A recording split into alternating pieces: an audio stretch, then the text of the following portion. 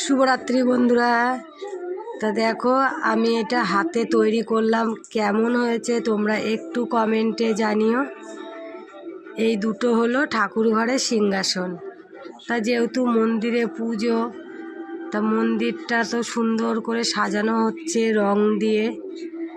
আর সিংহাসন দুটো না সাজালে কেমন হয় বলো। এই বড় সিংহাসনটার মধ্যে থাকে মা লক্ষ্মী ও বাবা লোকনাথ, আর এই ছোট সিংহাসনটার মধ্যে থাকে আমার গোপু সোনা।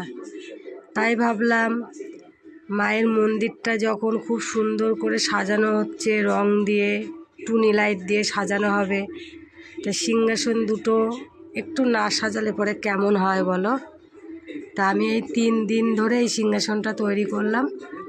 সারাদিন যেহেতু মিস্ত্রি কাজ করে, সারাদিন তো টাইম পাই না, তাই রাতে রাতে এই সিংহাসনটাকে আমি তৈরি করছিলাম। তো এখন পুরো কমপ্লিট করে উঠলাম সিংহাসনটা, তাই ভাবলাম তোমাদের সঙ্গে শেয়ার করি। আর কাজ করার সময় তো তোমাদের সঙ্গে কোনো ভিডিওই শেয়ার করতে পারছি না, যেহেতু ছেলের পরীক্ষা চলছে, ও স্কুলে চলে যাচ্ছে। আর আমার তো বাড়িতে অনেক কাজ আছে, তোমরা তো সবাই জানো।